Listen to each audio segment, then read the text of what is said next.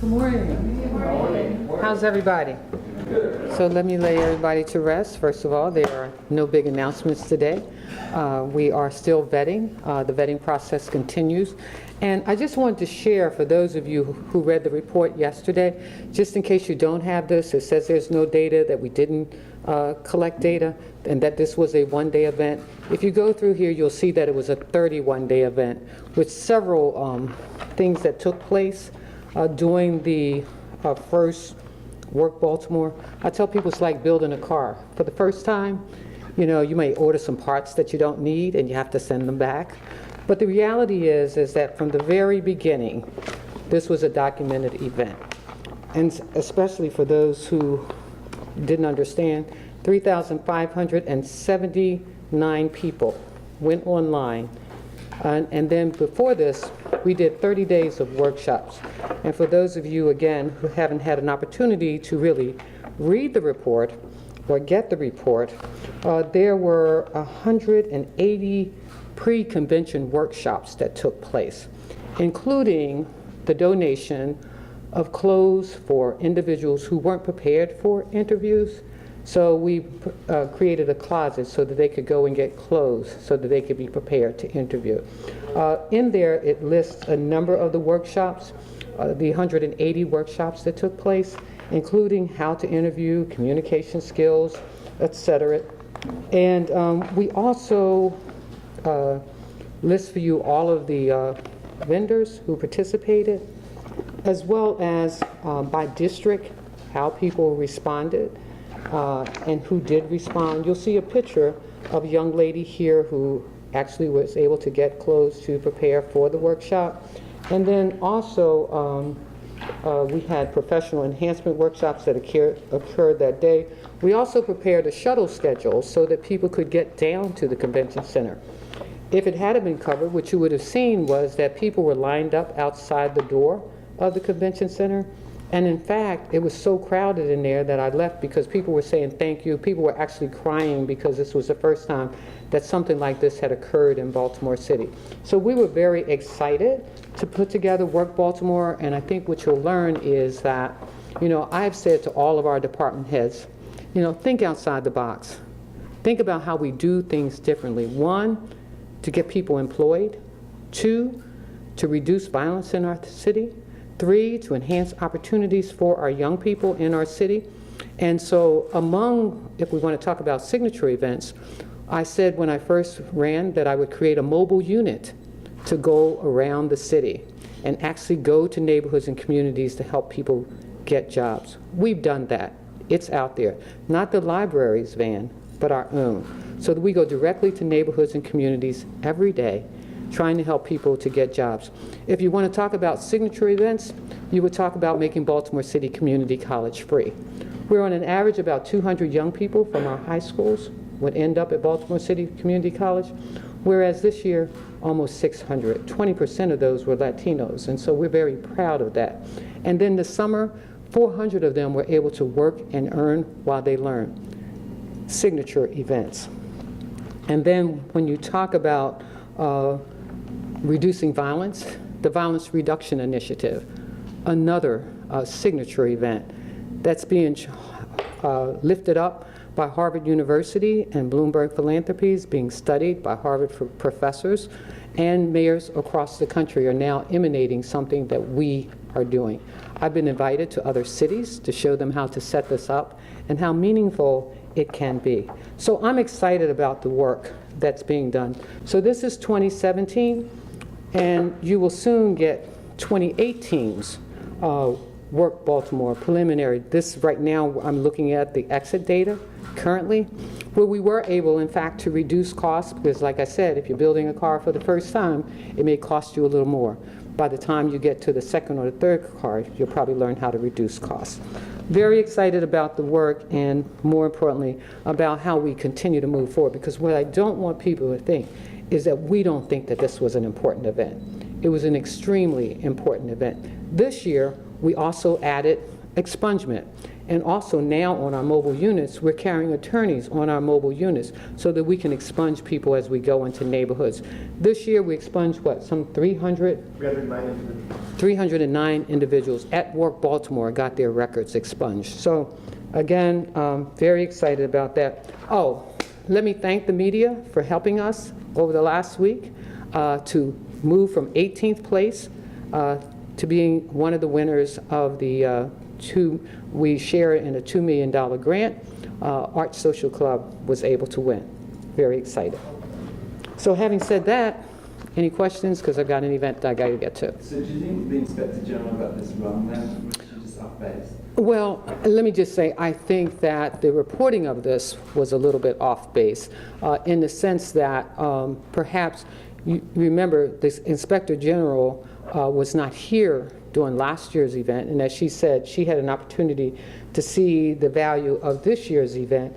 And I don't think that she was aware of all of the workshops and things that took place, and that it was not a one-day event. And I want to emphasize that it was not a one-day event. In fact, when it was first suggested to us, because I said, think out the box, think out the box, it was suggested that it be a 3-month event, and I think it was 150 workshops. I was like, whoa, you know, that sounds like the Mercedes version. Come back, rethink this, and bring us the Volkswagen version, the Buick version, and I think we ended up somewhere in the middle because we wanted the workshops to continue. I thought that the 30 days of workshops were really important to the people. And so again, that's why we continue it. What I don't want to happen is that people don't think that this is something important, that this is not a place where they can't get jobs. We got our Assistant Director of Sustainable Solutions, City Stat Smart. We got her from that first event, and she's doing an excellent job. And Madam Mayor, in light of the report, what do you think about the ballot question to have the Inspector General separate from the Mayor's office? I have no problem with it. It's on the ballot. I mean, but your opinion, do you think that that is a good idea to make it separate from the Mayor's office? I have no problem with it. I think that the Inspector General should have purview over making sure that we're not wasting government resources. I like to see all of the agencies come under, yes. So I was looking at the post-event survey, and I see that a lot of the job seekers responded that they didn't end up with jobs afterwards, and it's a very small sample. So Yeah, and that was, yeah, and it was 90 days afterwards. And 90 days after. And so I'm just curious if you guys are looking to expand the survey in this next year, if you've seen that more people are getting jobs in this last round. Well, again, that was a 90-day look back, and some people got interviews, some people got jobs, and then part of it for this year, which is why we added expungement, was because some people needed their records expunged. We had, as you can see, 300 at one, meant that a lot of people walking through the door with the need to expunge their records. And so that's why we took it very seriously, and that's why we've added attorneys to our mobile unit that's going out to neighborhoods and communities, because we want, you know, people to be able to access jobs. But the other message there too is, and which is where you can look at organizations like Johns Hopkins University, Johns Hopkins period, the hospital system really takes this serious. The University of Maryland does too, hiring returning citizens. Because as you well know, we have 10,000 that come back to our city every year. And to be able to employ them creates a problem for us as it relates to crime and other issues. So I think we've got to look more at companies and organizations that are willing to do that, and to educate them to what that means to the city when you do hire returning citizens. It lessens their involvement in other activities that impact our city in a negative way. Have you asked the IG to amend or correct the report?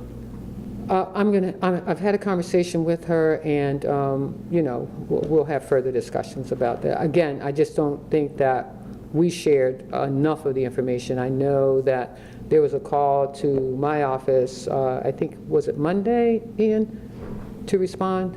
Yeah. Was it Monday? And I was in Detroit at the labs for cities around the nation, so I wasn't here and unable to respond. So yeah, always willing to share that information and sharing it with her. I think there is a lesson, however, to make sure that we take these things very seriously, that we look very closely at what is being reported, and that we make sure that we're providing all of the information that is needed for the IG to make her report.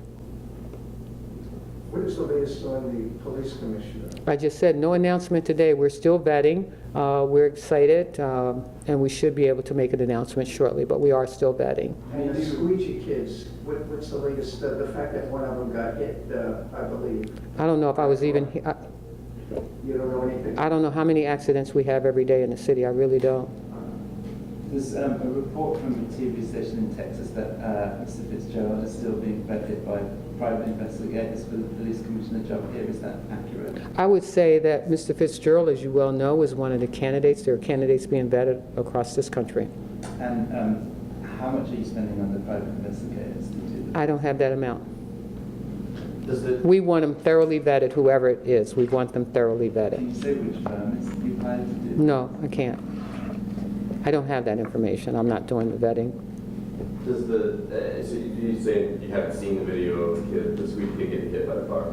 Well, let me just say, first of all, anybody getting hit, we're always concerned about, but at the same time, we just want to make sure that everybody's protected. And so, no, I have not seen the video. I look forward to seeing it. Can Ms. Forcio please talk about the audit on the DOT? Department of Transportation, as I think was said, the audit. So let me be real clear.